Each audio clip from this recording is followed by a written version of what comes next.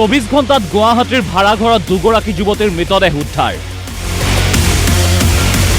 প্ৰতীক্ষা শৰ্মাৰ পাছত ভাড়াঘৰত ওলাল আন এগৰাকী যুৱতীৰ মৃতদেহ। মন কৰক এই যুৱতীগৰাকীলৈ। নাম বিপ্লৱী নাথ, ঘৰ গোৱালপাৰাত। গুৱাহাটীৰ ৰুক্মিণী গাঁৱৰ ৰংগমঞ্চ পথৰ হাউচ নম্বৰ 17ত পুৱাই লাগিল হাহাকাৰ। এই ঘৰটোৰ প্ৰথম মহলাত শুই থকা অৱস্থাত উদ্ধাৰ হ'ল গোৱালপাৰাৰ বিপ্লৱী নাথ নামৰ এইগৰাকী যুৱতীৰ মৃতদেহ। কিন্তু কেনেকৈ মৃত্যু হ'ল বিপ্লৱী নাথৰ? গোৱালপাৰাৰ যুৱতী বিপ্লৱী নাথৰ মৃতদেহ উদ্ধাৰ গুৱাহাটীৰ ভাড়া ৰুমত। 3-4 দিনৰ পূৰ্বে মৃত্যু হৈছিল বিপ্লৱীৰ। বিচনাতে পৰি আছিল সুন্দৰী বিপ্লৱীৰ মৃতদেহ। এটা ব্যক্তিগত প্ৰতিষ্ঠানত কৰ্মৰত বিপ্লৱী নাথে 1.5 মাহমান পূৰ্বে লৈছিল এটা ভাড়া ৰুম। তাৰ পিছৰ পৰা এই ঘৰটোত থাকিবলৈ লৈছিল বিপ্লৱী। কিন্তু দুদিনমানৰ আগৰ পৰা কোনো সন্ধান নোহোৱা হৈছিল বিপ্লৱী নাথৰ। সেইবাবে ঘৰটোৰ স্বত্বাধিকাৰীয়ে খুলি দিছিল বিপ্লৱী থকা ৰুমটো। কিন্তু বিপ্লৱী থকা ৰুমটো খুলি কি দেখিলে শুনক ঘৰটোৰ স্বত্বাধিকাৰীৰ মুখেৰে। কালি মই কিন্তু দেখা নাইকিয়া। কালিতো দিনটো মানে দৰ্জা মাৰ খাই আছিলেতো, সেইকাৰণে চোৱা নাইকিয়া। আৰু তাৰ স্কুটিখন আছে কাৰণে আমি তাৰ স্কুটি থাকিলে মানে ইয়াতে শুই থাকে যে, থাকে বুলিয়ে ধৰোঁ। ভঙা ঘৰত কিবা এটা হেৰি আছে লেকমি, পৰহিয়ে চাগে হ'ব পাৰে দেই, মই সন্দেহ কৰোঁ। কালি তাৰমানে কালি মানে মোবাইলটো ছুইচ অফ কৰিয়ে মই সন্দেহ হ'লোঁ। অধিক মাত্ৰাত বিপ্লৱীয়ে সেৱন কৰিছিল চিগাৰেট। চিগাৰেট সেৱন কৰাত বাধা প্ৰদান কৰিছিল ঘৰৰ মালিকে। বিপ্লৱীৰ ভাড়াঘৰলৈ সঘনে আহিছিল লখিমপুৰৰ ঋতু নামৰ এগৰাকী বান্ধৱী।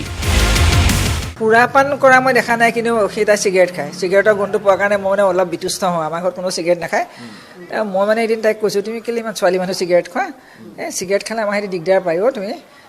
এই চিগাৰেটৰ কাৰণে তুমি কেতিয়া ঘৰ খালী কৰিব লাগিব, হাঁহি পেলাই কৈছোঁ। তাই কৈছে, আণ্টি কেতিয়াবা এটা খাওঁ, এনেকৈ কৈছে দেই। ক'লে থাকে মানে তাইৰ বন্ধুজনী মাজে মাজে থাকেহি। তাইৰ নাম ঋতু। তাই সিদিনা 4 দিনমানৰ আগতো দুজনী আছে।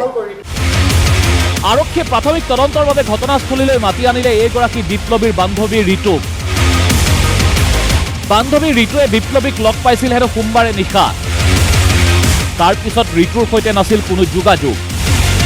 সঘনাইতো নাহোঁ, ক্লাছ নাথাকিলে আহোঁ কেতিয়াবা। মই একো গম নাপাওঁ। মই লাষ্ট কেতিয়া পাইছিলে আপুনি? মানডে লগ পাইছিলোঁ। গুৱাহাটীৰ ৰুক্মিণী গাঁৱৰ ৰংগমঞ্চ পথৰ হাউচ নম্বৰ 17ত মৃতদেহ উদ্ধাৰ হোৱা বিপ্লৱী নাথৰ দেউতাকে ই-ৰিক্সা চলাই পৰিয়ালটোক পোহপাল দি আহিছে। 3 বছৰ পূৰ্বে বিপ্লৱীক অপহৰণ কৰিছিল হাৰিয়ানাৰ এজন মুছলমান যুৱকে।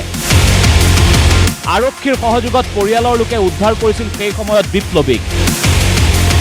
এই ভয়ংকৰ ঘটনাৰ পিছতেই বিপ্লৱী আহিছিল গুৱাহাটীলৈ। বিয়া হোৱাৰ নাছিল, এটা কিডনেপ কৰিছিলে।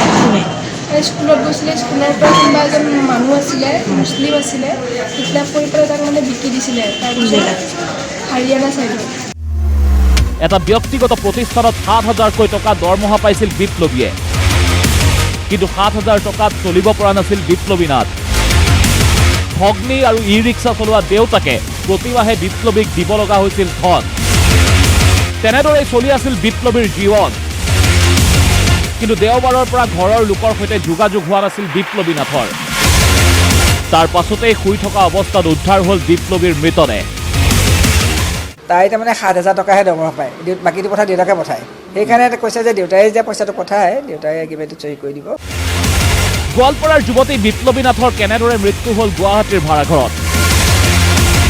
আৰক্ষীৰ তদন্ত চলিছে এতিয়া জোৰদাৰ গতিত।